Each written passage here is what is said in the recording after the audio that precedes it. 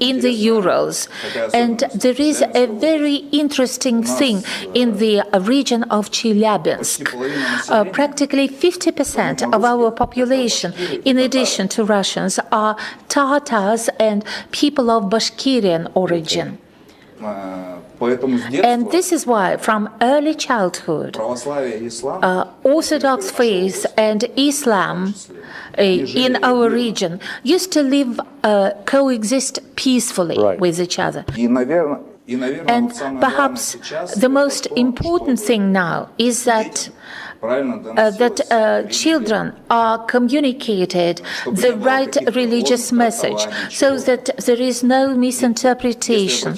Because if we go back to our early history, the Prince Alexander of Neva had an emblem of sacred Koran on his helmet. And God's victory and success are standing close. Let believers know about it. Even in those days, people understood that the Orthodox Christian faith and Islam would live hand in hand, would go hand in hand.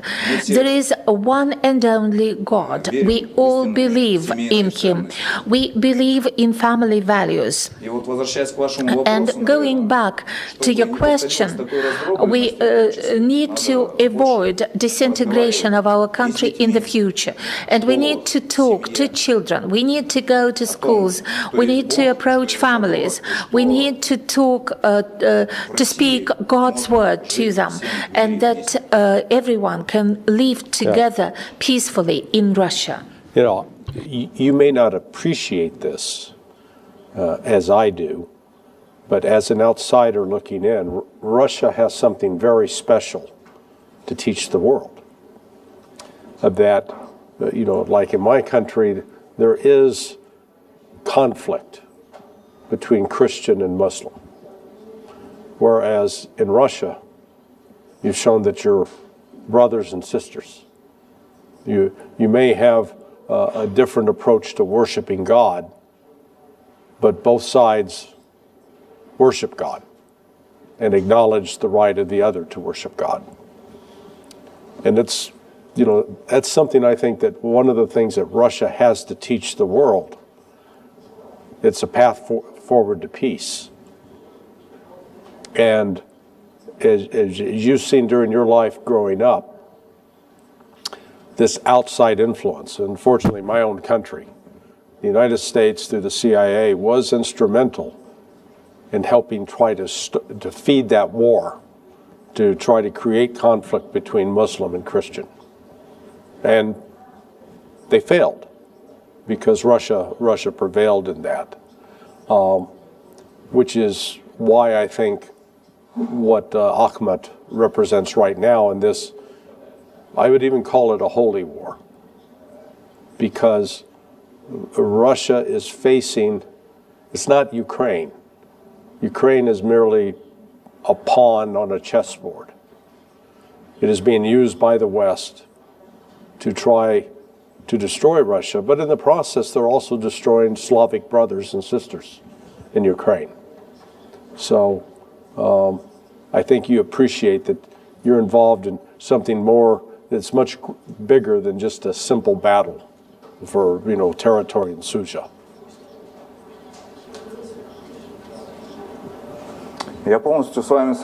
I fully agree with you. You know, one cannot imagine someone without faith. In Russia, it's been since prehistoric times when faith was, when there were people who tried to kill other people's faith. But once there were turbulent times, or once events occurred that made our people get together, be consolidated to defend the motherland, all that demonstrated that there was faith in people's souls, and it will always be there. Quite recently, we were celebrating a public holiday, the Day day of national unity. It is also a day when Russia recovered the famous icon of Mary, God's mother. And despite the fact that there was a communism in Russia, but even during Soviet times, it was obvious that people were believers. And, historically, people took icons and walked with those icons along the streets of various cities. And no matter what faith a Russian citizen has, faith and beliefs are an indispensable element of our lifestyle. This is something that influences people's actions, people's way of life. And perhaps the most terrible thing is to deceive yourself and to understand that such self-deceit would be fruitless, would not lead to anything positive. Of course, one thing I'll say is one of also your distinguishing characteristics. You're from the mountains.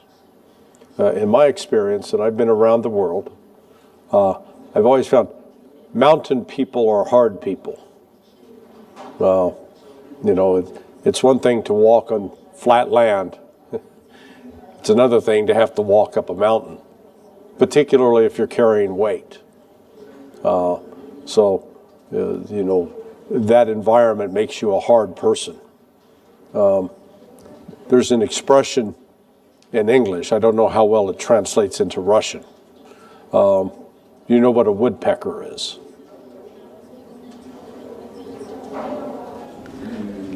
Yes, I do. I know birds. So the expression is hard as woodpecker lips.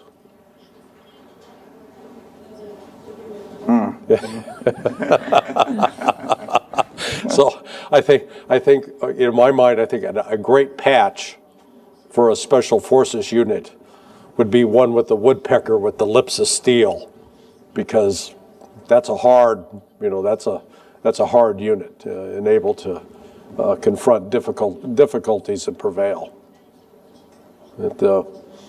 You're now involved with SVOIM. Am I pronouncing that right? SVOIM.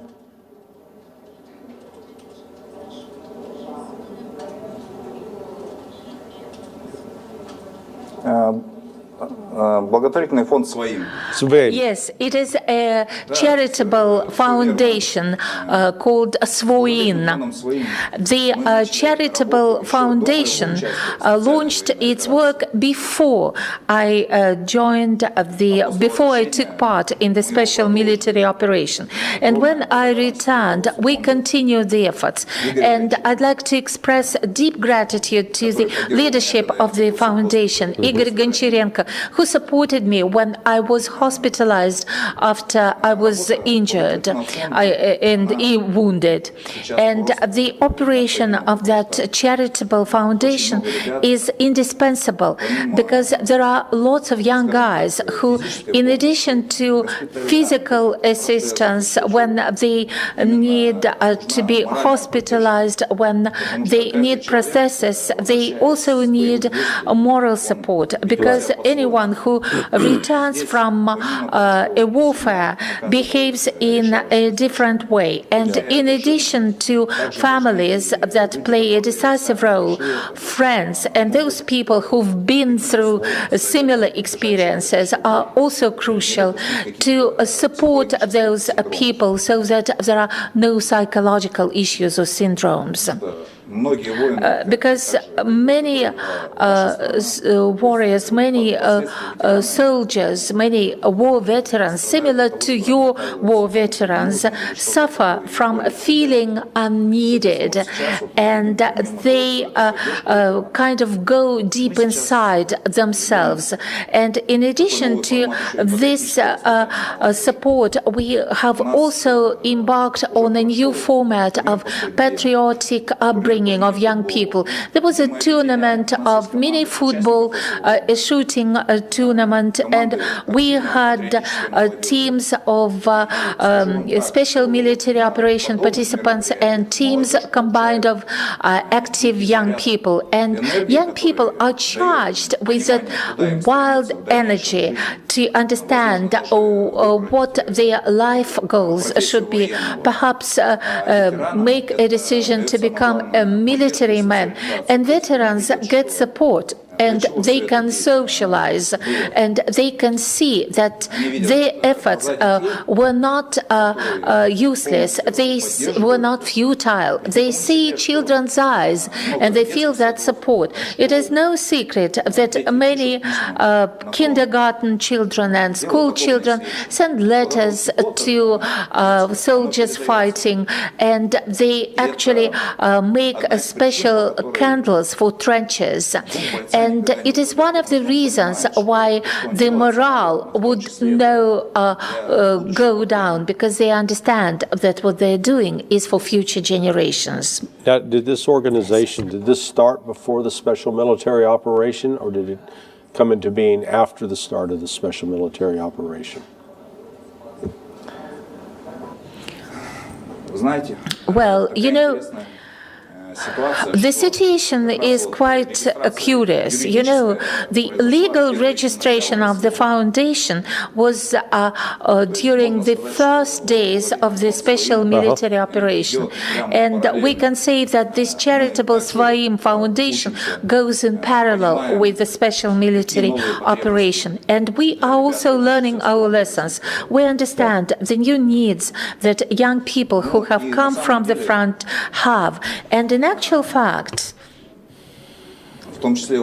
if we look at the SVOIM charitable operation and the way they started working in our new regions in the Crimea, I should say that everything began much earlier because there was an initial need to render help and assistance. Well, whoever had the vision to do it was very smart, because I know, looking back at the U.S.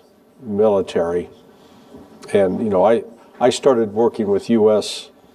Special Operations Forces, Delta Force, SEAL Team 6, back in 1989, and I know that period from, say, 1989 up until 2001, they were not, you know, they very rarely were engaged in any kind of combat mission. After 2001, that changed, and the operations tempo was very intense. And, you know, for example, I had a friend who was a sniper with Delta Force, and his career lasted from 1985 until 2000. And during that entire period, he never had to fire at anyone, was never in a combat mission. The people that came after him were involved with multiple combat missions, and the stress, the mental stress upon those people has led really to a crisis where the number of veterans that are committing suicide because they come back from intense combat and they no longer have the support of their comrades, and this is, you know, general society doesn't understand what they've been through. And the United States was not proactive like this.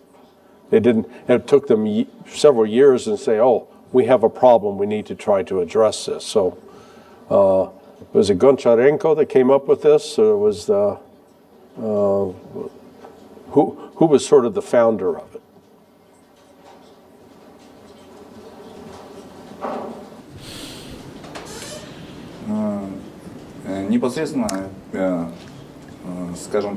I can put it this way.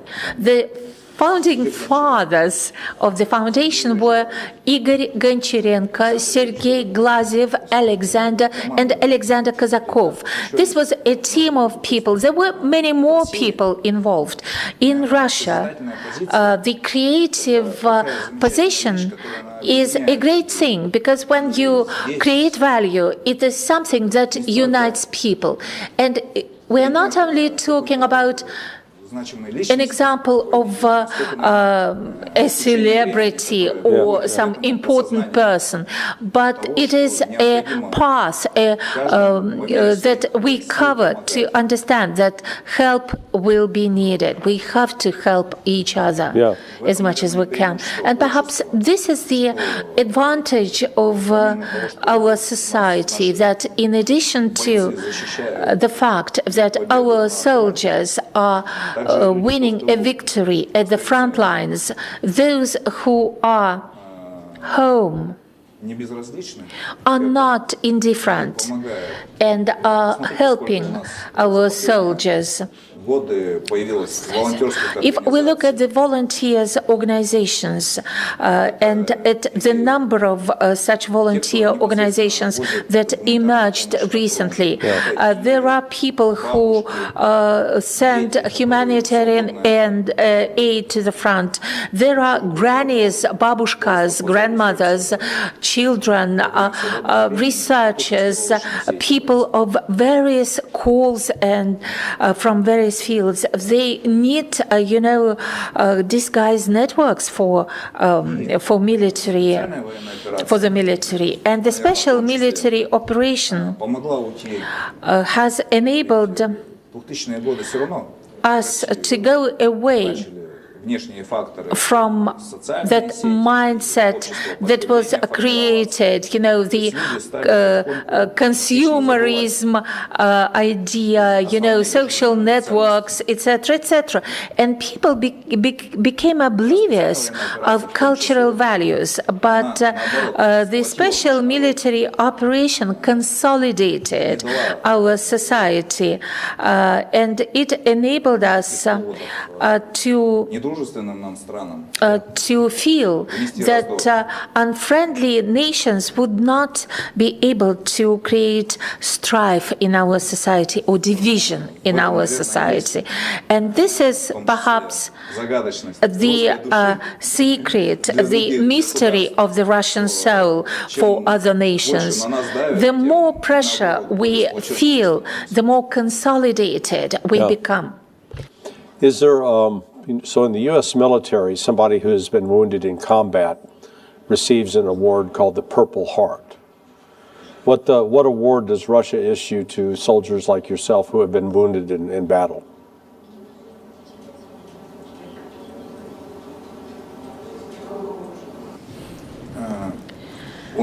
We have government awards, and we are nominated by our commanders. After the Coliseum fight we talked about, Coliseum mission, our commander was nominated the Hero of Russia, and we were nominated for the Order of Valor. And actually, there is quite a big range of medals awarded in Russia. This is the Suvorov Medal, the Zhukov Medal, the Bravery Medal. Yeah, explain what you're wearing, because people, I think the average person watching, particularly in the United States, will not understand the meaning and importance of those. So, can you walk me through what you're wearing on your chest? At the moment, I have a medal for the service in Special Forces, a medal for a volunteer in SVO, and a veteran medal, and a medal of the participant of a special convoy. In April 2025, I was awarded a Suvorov Medal. It is not awarded immediately. People say that it is about to arrive. Okay. And what's the red bar? The red bar is the wound in battlefield. Okay, so whenever anyone sees a soldier with that, they should know this man has borne wounds for his country. Во время боевых действий. Yes, on a battleground, on a battlefield. Okay. What separates just a conventional Russian soldier from a special forces soldier like in Akhmat?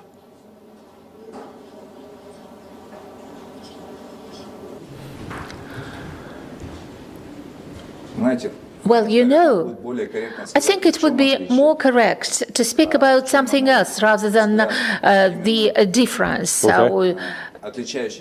Well, the distinguishing feature that is characteristic of an Akhmat soldier. The first is discipline, strict discipline, a strong belief in real values, in true values.